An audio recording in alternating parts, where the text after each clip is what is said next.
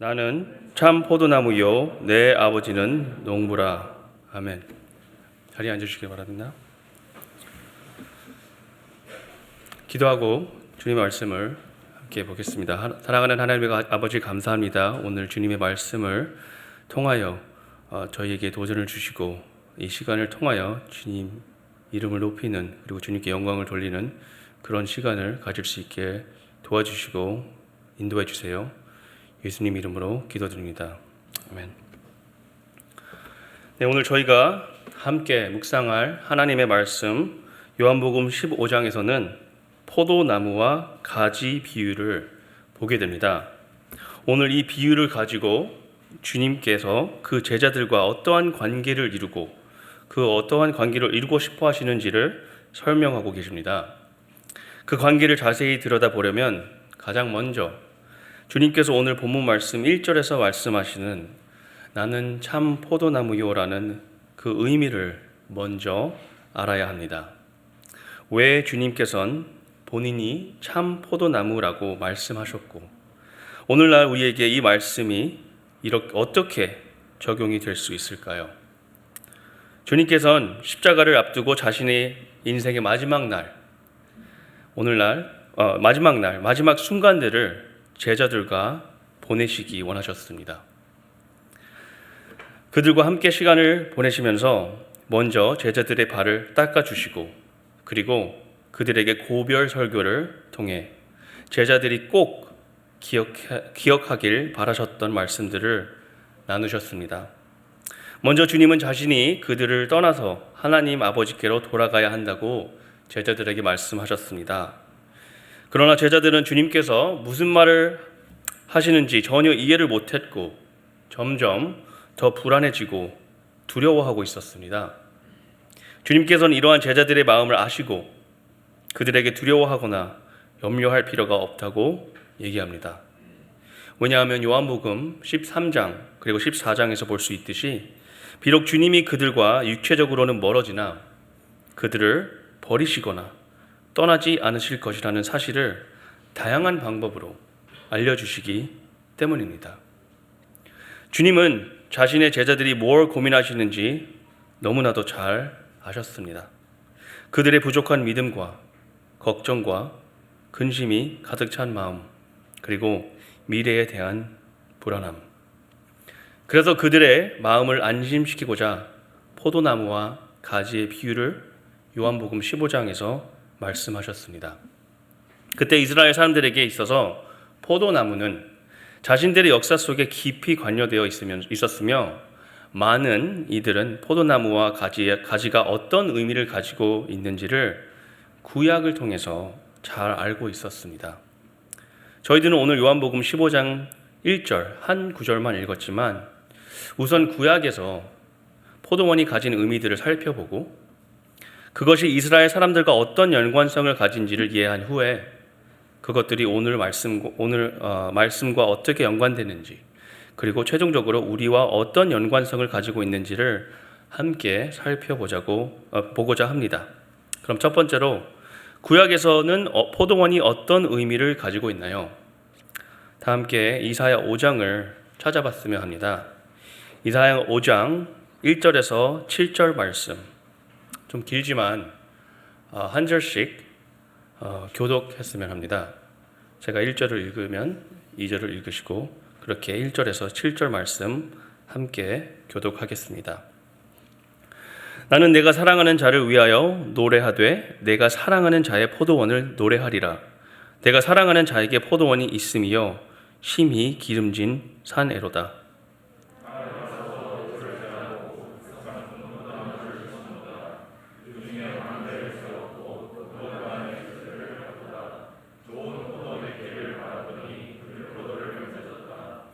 예루살렘 주민과 유다 사람들아 구하노니 이제 나와 내 포도원 사이에서 사리를 판단하라.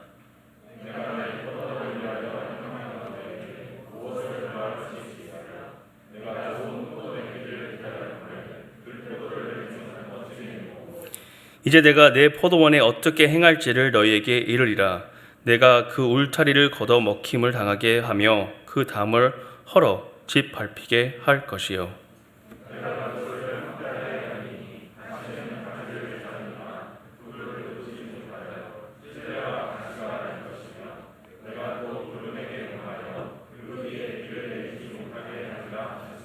다 같이 읽겠습니다. 무릇 만군의 여호와의 포도원은 이스라엘 족속이요 그가 기뻐하시는 나무는 유다 사람이라. 그들에게 정의를 바라셨더니 도리어 포악이요 그들에게 공의를 바라셨더니 도리어 부르짖음이었도다. 아멘. 여러분, 이사야 5장의 말씀에선 무슨 일이 일어나고 있나요? 우선 저희는 하나님께서 농부시며 이스라엘 백성들은 그의 포도원임을 볼 수 있습니다. 그리고 그는 사랑하는 농부로서 포도원이 좋은 열매를 맺을 수 있도록 최선을 다했음을 볼 수 있습니다. 농부는 우선 땅을 개간하여 포도나무들의 성장을 방해할 수 있을 만한 모든 것들을 먼저 제거했습니다. 그리고 포도원을 도둑들이나 동물로부터 보호하기 위해서 망루를 건설했습니다. 또한 2절에서 저희는 농부가 포도를 잘 수확할 생각을 하면서 그 좋은 포도들을 발효시키기 위해 담아 놓는 술통까지 제작했음을 볼 수 있습니다. 이사야 5장 1절과 2절을 통해 저희는 농부가 자신의 포도원을 위해 모든 것을 투자했고 가장 좋은 포도들을 수확하기를 기대했다는 것을 볼 수 있습니다. 이런 비유를 통해 하나님은 이스라엘을 향한 자신의 애틋한 마음을 보여주십니다. 왜 그러셨을까요? 이스라엘 백성들이 다른 사람들보다 더 위로워서도 아니고 더 순종적이어서도 아니었습니다. 또한 이스라엘 백성들이 자신들의 행위로 인해서 하나님의 은총을 받게 된 것도 아니었습니다. 이스라엘 백성들을 향한 하나님의 사랑은 조건적인 사랑이 아니었습니다. 창세기 12장 1절에서 3절 말씀을 보시면 여호와 하나님은 이스라엘 백성들의 불순종에도 불구하고 아브라함을 통해 그와 언약을 맺었음을 볼 수 있습니다. 창세기 12장 1절부터 3절 함께 읽었으면 합니다. 1절부터 여호와께서 아브라함에게 이르시되 너는 너의 고향과 친척과 아버지의 집을 떠나 내가 네게 보여줄 땅으로 가라. 내가 너로 큰 민족을 이루고 네게 복을 주어 내 이름을 창대하게 하리니 너는 복이 될지라. 너를 축복하는 자에게는 내가 복을 내리고 너를 저주하는 자에게는 내가 저주하리니 땅의 모든 족속이 너로 말미암아 복을 얻을 것이라 하신지라. 아멘. 하나님은 이스라엘 백성들이 다른 민족들에게 축복이 되며 그들이 별들처럼 많아지고 그들이 번영할 수 있는 땅을 제공해 주시는 언약을 약속하셨습니다. 농부가 포도원이 풍성한 열매를 맺도록 넘치도록 공급했듯이 하나님 또한 사랑하는 이스라엘 백성들이 세상에서 축복이 되기를 바라시고 그런 마음으로 그들에게 넘치도록 공급해 주셨습니다.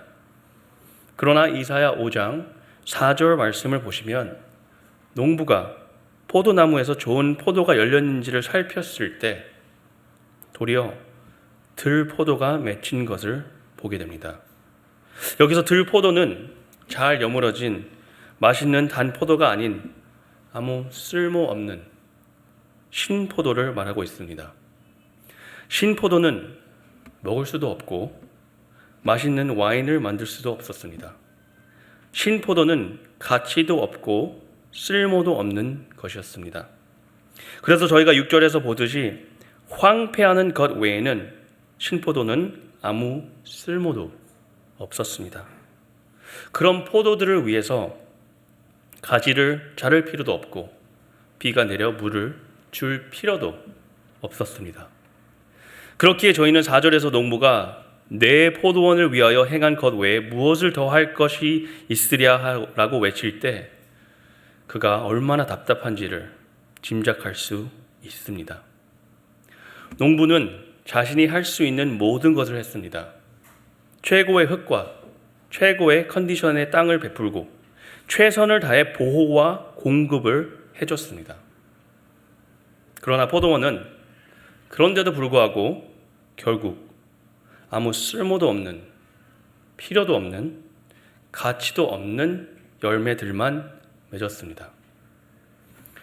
사랑하는 카비넌트 성도 여러분, 이러한 모습들이 바로 이스라엘 백성들의 현실이었습니다. 그들의 죄악되고 불순종하고 패역한 현실이었습니다. 하나님께서 그들을 위해 모든 것을 공급해 주셨는데도 불구하고 그들은 고작 신포도 같은 인생밖에 살지 못했습니다. 왜냐하면 하나님을 찬양하고 경배하기는커녕 삶에서 다른 우상들을 숭배하기에 바빴기 때문입니다. 하나님이 신실하신 공급하심과 약속들을 믿고 의지하기는커녕 세상의 거짓 약속들을 강하게 붙잡기 바빴기 때문입니다. 그리고 그렇게 거짓 약속들을 붙잡으며 굶주렸으나 세상은 언제나 그렇듯 수많은 것들을 약속하지만 정작 공급해주지 못했습니다. 주님께서 명하셨듯이 다른 민족들에게 축복이 되며 이웃들을 서로 사랑하기는커녕 서로 다투고 싸우느라 바빴고 이방인들과 외부인들을 차별하며 그 누구보다도 자신들이 훨씬 더 우월하다고 여기는 교만함에 빠져 있었습니다.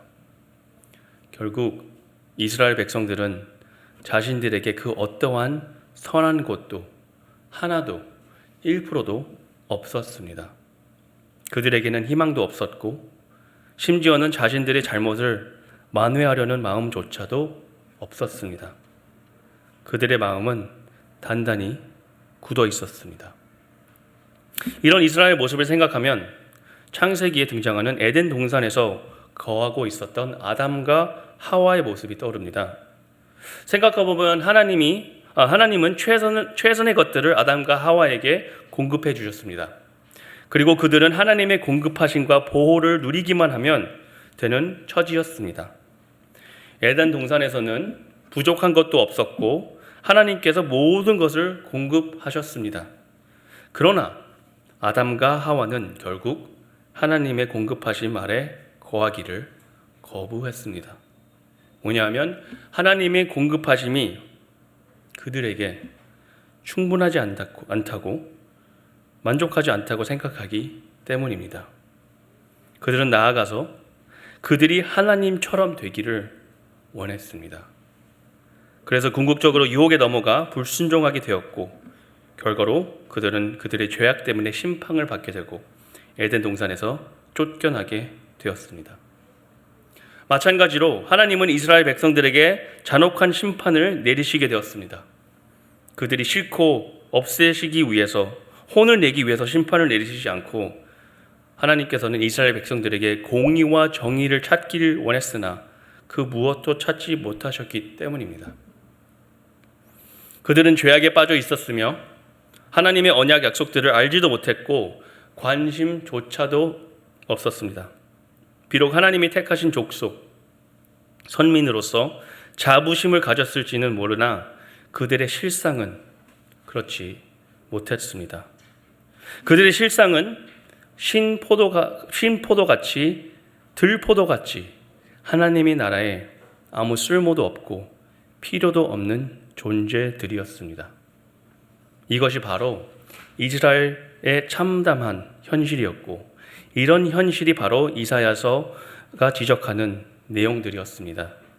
이런 참담한 현실 속에서 이런 배경 속에서 예수님께서 등장하시는 겁니다. 그리고 그렇기에 예수님이 오늘 본문에서 나누시는 내용이 굉장히 혁명적입니다. 다 함께 요한복음 15장 1절 오늘 본문 말씀을 함께 읽어봤으면 합니다. 요한복음 15장 1절 나는 참 포도나무요 내 아버지는 농부라. 오늘 본문에서 예수님은 단순히 자신이 포도나무라고 얘기하지 않으십니다. 도리어 예수님은 본인이 참 포도나무라고 얘기하십니다. 이는 폐역하여 열매를 맺지 못했던 이스라엘들과는 정반대의 모습입니다. 예수님은 진정으로 참 포도나무이시며 하나님이 아브라함과 맺었던 언약을 성취시키시는 분이십니다. 이 말은 예수님이야말로 하나님께서 구약에서 반복하시면서 말씀하신 진정한 그리고 유일한 이스라엘이라는 것입니다. 사도 바울은 갈라디아서 3장 16절에서 이렇게 말합니다. 갈라디아서 3장 16절 찾으셨으면 함께 읽어봤으면 합니다. 갈라디아서 3장 16절. 이 약속들은 아브라함과 그 자손에게 말씀하신 것인데 여럿을 가리켜 그 자손들이라 하지 아니하시고 오직 한 사람을 가리켜 내 자손이라 하셨으네 그 그리스도라. 가비넌트 교회 성도 여러분, 이 말에 의하면 예수님은 하나님의 backup plan, plan B 또한 차선책이 아니었습니다. 하나님은 언제나 예수님이 자신의 언약을 성취할 것으로 계획을 하셨고 이것이야말로 하나님이 아브라함에게 창세기에서 약속하신 바였던 것입니다.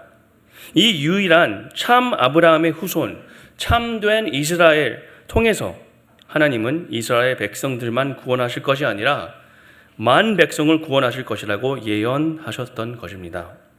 이 때문에 예수님께서 유대인들뿐만 아니라 이방인들에게도 복음을 전하셨던 것입니다. 왜냐하면 참된 이스라엘이신 참 포도나무이신 예수 그리스도를 믿는 모든 사람들은 구원을, 새 생명을 얻게 될 것이기 때문입니다.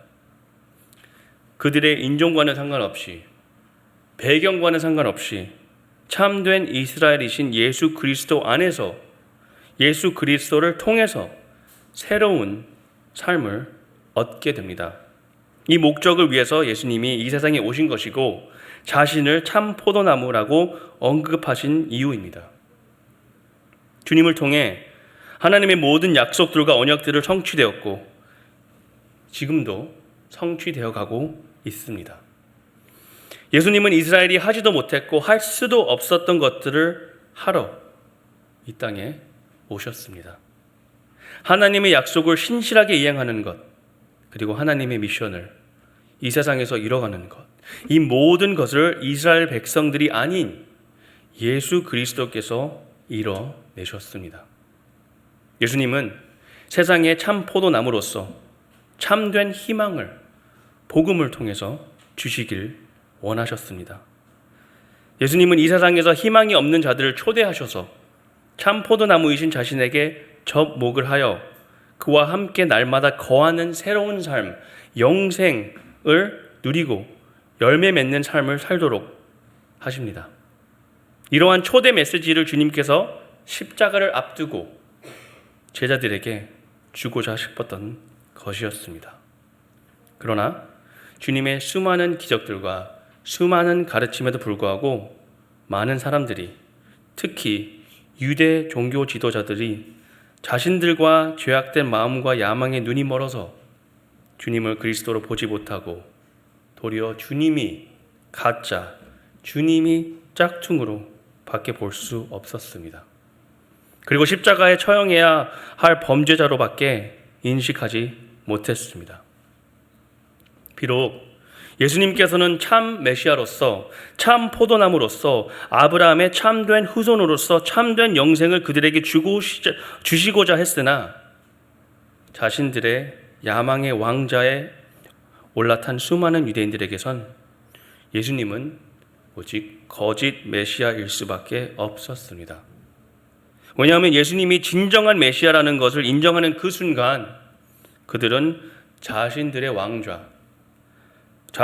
왕좌를 주님께 내어드려야 했기 때문입니다. 그럼 여기서 이와 같은 진리들은 우리 삶과 어떤 관련이 있을까요? 아니면 어떤 관련이 있어야 하나요? 성도 여러분, 우선 첫 번째로 저희들은 오직 예수님만이 참 포도나무라는 사실을 매일 기억하고 묵상해야 합니다. 저희들은 독립적이도록 권장하고 반대로 의존적인 모습이 약함의 표시라고 판단하는 그런 사회에서 살고 있습니다. 그러나 오늘 요한복음 15장의 말씀, 그 말씀이 참으로 진리라면 저희들의 유일한 소망이자 저희들의 유일하게 살 수 있는 길은 참 포도나무이신 예수님께 절대적으로 의존하는 방법 외에는 없습니다. 그렇기에 주님께서는 저희들을 가지로 비유를 하신 것입니다. 성도 여러분, 나무에 붙어 있지 않고도 살아있는 가지를 보신 적이 있습니까?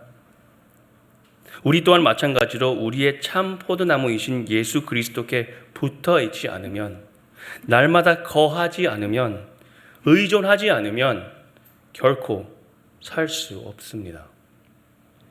열심히 사는 척은 할 수 있으나 희망 없이 결국엔 발버둥 치는 것이랑 아무 차이 없습니다. 그러나 슬픈 현실은 저희들이 오직 주님만이 참 포도나무라고 생각하지 않거나 주님을 의존하기는커녕 저희 삶, 중요한, 귀한, 저희의 독립적인 삶을 살아보려고 할 때가 너무나도 많습니다. 그러면서 주님은 우리가 꼭 필요할 때만 우리의 필요를 충족시키지 않는 분이라고 생각할 때도 많습니다. 저희가 재정적으로 힘들 때, 일터에서 시험을 받을 때, 결혼 생활에 갈등이 생길 때, 육아 생활이 너무나도 힘들 때, 마치 예수님을 우리만의 요술의 램프의 지니처럼, 아니면 우리가 주문하면 그대로 나오는, 그대로 내뱉는 자판기처럼 생각할 때가 너무나도 많습니다. 그렇기 때문에 우리는 주님만이 참 포도나무가 아닐 뿐만 아니라 다른 옵션들도 충분히 있다고 믿고 주장한다는 것입니다. 그렇기에 우리들은 나무에게 기대는 가지가 되기를 거부하며 우리만의 나무가 되고 싶어하고, 우리에게 쾌락이나 만족감, 성취감을 주는 그 어떤 것, 그 모든 것에 우리들의 삶을 그런 거짓 나무들 또한 짝퉁들에게 접붙입니다. 주님만이 참된 구원자라는 사실을 고백하기보다는 우리는 우리를 섬기는 가짜 신들과 우상들을 찾고 있습니다.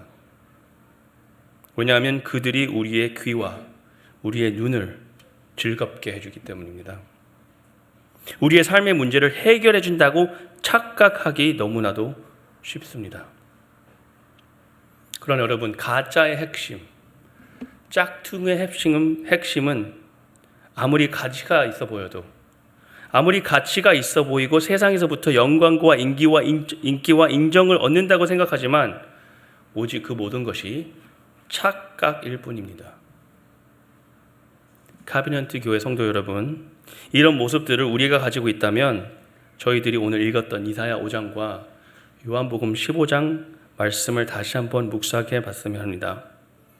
뭐냐면 성경이 분명히 말하는 것은 하나님의 최선의 공급과 보호 아래에서 주님 없이 저희들을 만들어낼 수 있는 최상은 신포도밖에 생산하지 못하는 인생들입니다.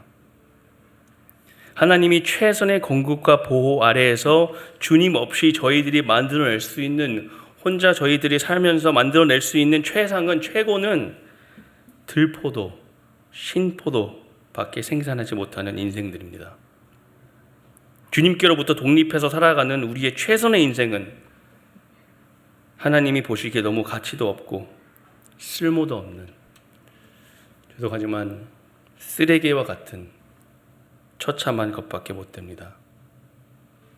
주님께 붙어 있지 아니하면, 주님과 거하지 아니하면 우리가 아무리 강하고 똑똑하고 스펙이 좋아도 돈을 많이 벌어도 그와 상관없이 우리 모두는 반드시 괴로울 수밖에 없습니다. 여러분, 이러한 저희에게 새로운 시작, 새 생명을 주시고 참 포도나무이신 예수 그리스도에게 초대해 주시려고 주님께서 이 땅에 오셨습니다.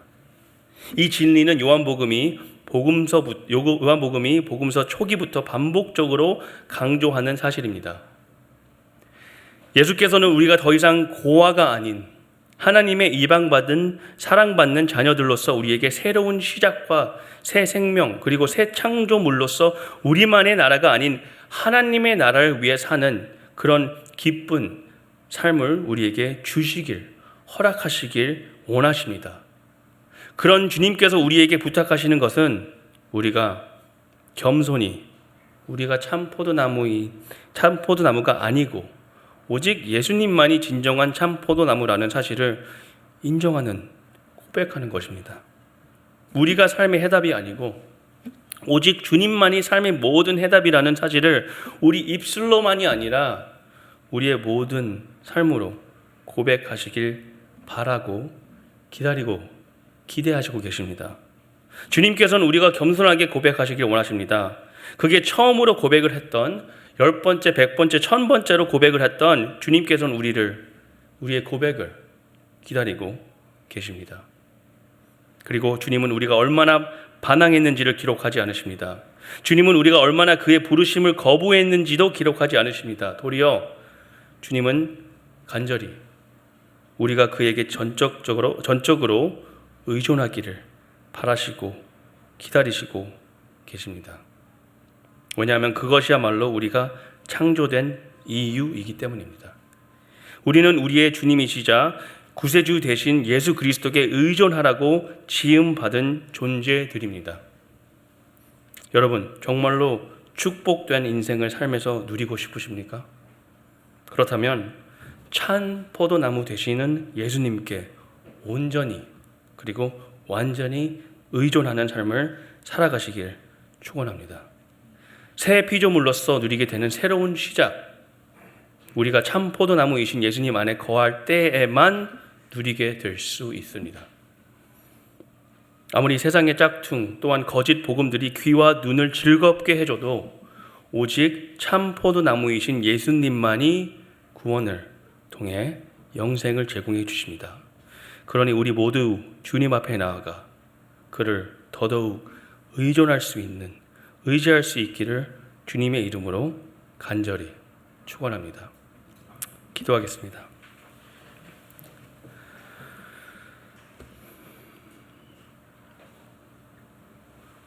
사랑하는 하나님 아버지, 감사합니다.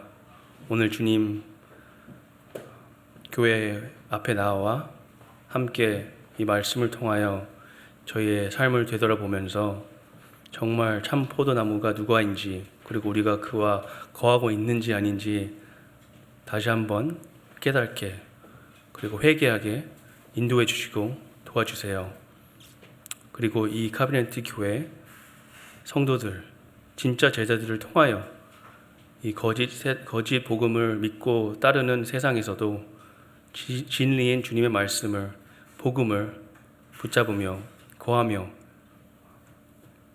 참된 열매를 맺을 수 있는 그런 교회와 그런 제자들이 될 수 있게 인도해 주시고 허락해 주세요. 예수님 이름으로 기도드립니다. 아멘.